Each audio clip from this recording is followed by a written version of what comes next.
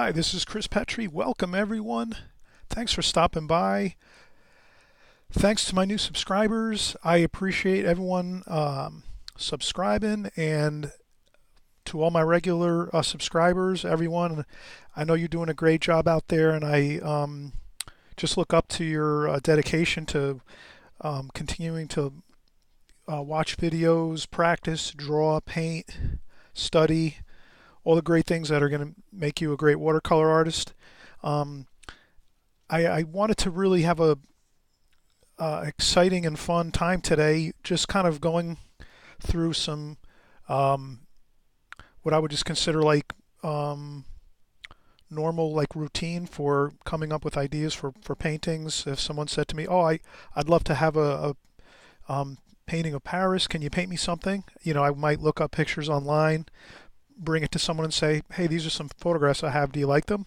And of course, I would look at the ones that I like personally the most, that are exciting to me, because that'll translate into a better painting and drawing and painting for myself if I'm excited and look at the photograph and think, "Oh, that's a really cool photograph," versus if I pick something or if someone gives me a photograph and I don't like it so much. I guess I work with it, let's say. But in any case, this is what we have here. I found this online, and what I'll do is I'll kind of just show you the steps I go through to create.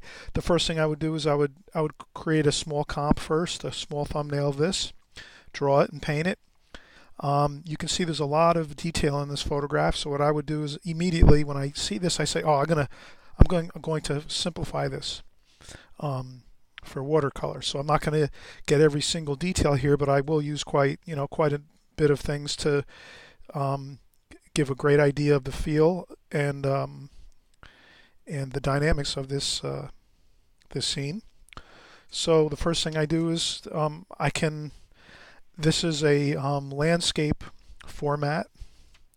So I thought maybe I'll go with trimming it down a little bit, the photograph, and maybe making it like a portrait layout. So I'd go vertical with this, and then maybe move this mat around on here and kind of think, "Oh, well, this would look good right over here." There's some figures there, and there's some nice trees going off in the distance, and maybe a car or two over there on the left. And so this side of the painting is more interesting to me, and I like these canopies, so I'll use those. So I think if I just trim this painting down a little bit, something like that, I'm going to have a really much more interesting design for my painting. So this is the first thing I do. I start to look at it and say, "Okay, how can I simplify this?" And so cropping this picture down a little bit will help me to simplify this and kind of start to get at the main design that we'll use for this painting. And you can also see that this is a beautiful, almost like that star pattern or tunnel type look going straight. That sidewalk goes all the way down and it just disappears in the distance. So that's a nice thing for your eye, for the person's eye who's going to view this painting, that they would see this like trailing off into the distance feel into the painting. So you're going into the painting as if you're walking on this scene, walking on this beautiful Paris scene here on the street, and it's raining and kind of like a interesting rainy day, and we're maybe walking along this sidewalk, and it's just a nice path leading all the way into the distance, and you have some really cool figures here, just maybe chatting underneath the awnings here, and some cool trees and interesting branches, and a light post or two, and some signs. So there's a lot of great details, especially too. These are great. The crosswalk paint stripes, those always make for an interesting feature in a painting on the ground. So that dresses up the ground portion of the design, the painting. And I would just, if anything, I will change. I'll probably take these horizontal lines and I'll make them probably straight or level, let's say. So that's a little bit of an awkward angle for most times you won't see this kind of awkward angle with the crosswalks. So I'm going to leave this the way it would normally look. So just straight parallel lines, parallel to the horizon line. And this could be changed a little bit too. I think I can raise the the horizon line to be about less than half. So here's about where the horizon line is. So I think I would change this painting a little bit and maybe move that up a little bit so that there's more sky in this painting here. And then, so that would give us a feel maybe of being more closer to the ground. In any case, we can start here. So I will actually tape this mat right on there with some artist tape. So that's always a good thing, just to find the exact location you want to have your mat on your photograph, and then you hold it tight and then just put a strip of tape on there like that, and then another one at the top.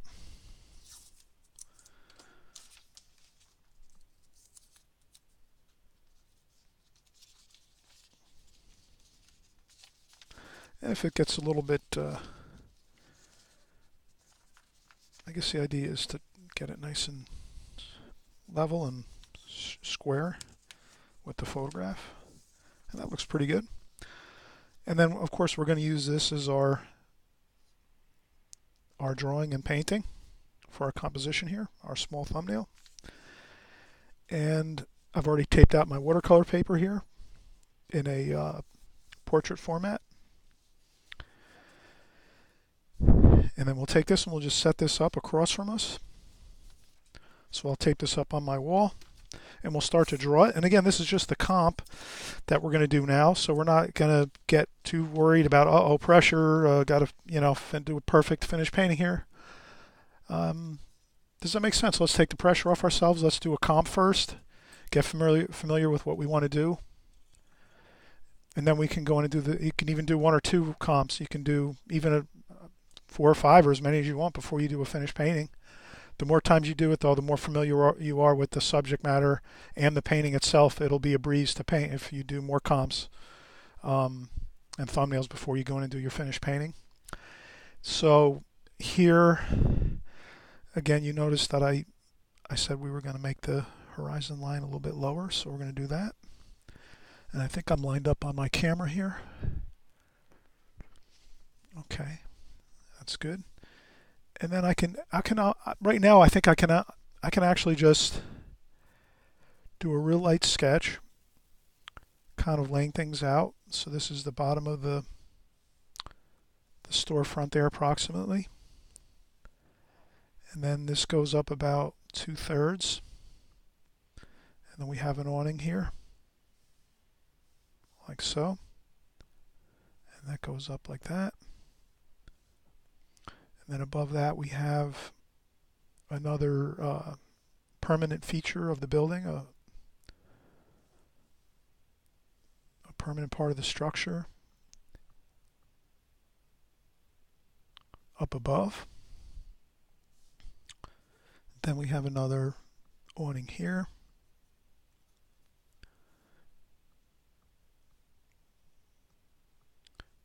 Then we have another awning over here.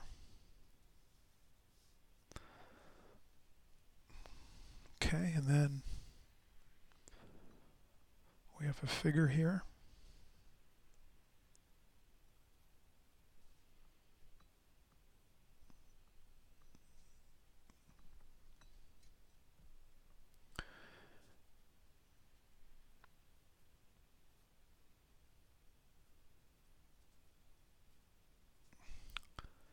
And usually with the bottom of the figures, I don't get too critical, especially in a comp, like with shoes and things like that. I just kind of make it blend into the ground with some shadowing underneath the figure. And there's another figure next to this person here, so I'm gonna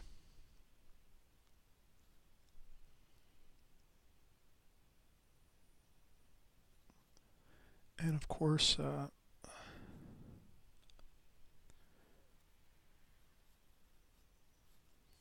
we'll just loosely put the figures in. We're not getting super critical right here. We're doing our first composition here. This one's going to be a little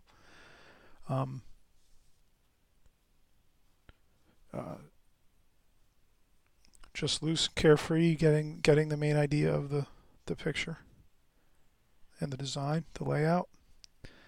And then I'll put a little, maybe a bin for some, maybe for some food there. And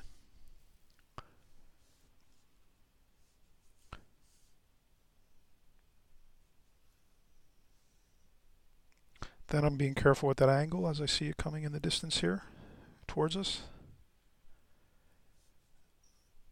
And then we have the street lines here. So we'll do those like this. And then we just make them a little bit smaller and thinner as they get further away from us. And then we're going to put a few across this way here.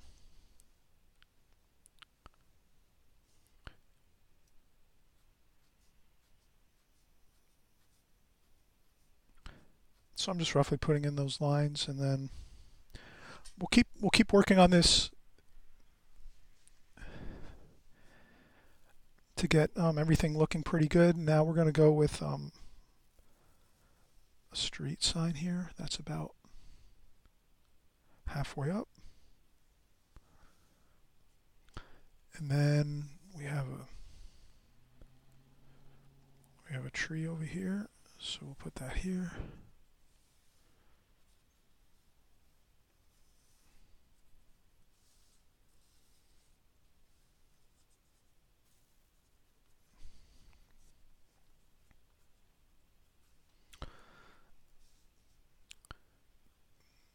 And then a couple more trees, we'll just make them smaller and thinner as they trail off into the distance here, and then they're going to get very fine, and you almost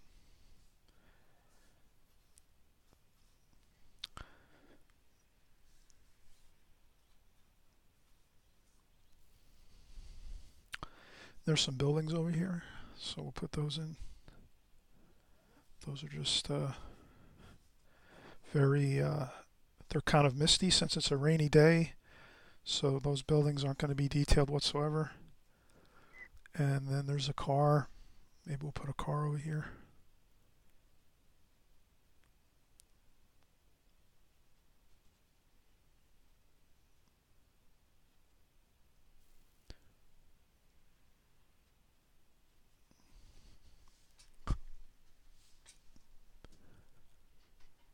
Okay, so we're getting a good feel for this, the layout of everything here. So a couple cars, and I'm just putting them in very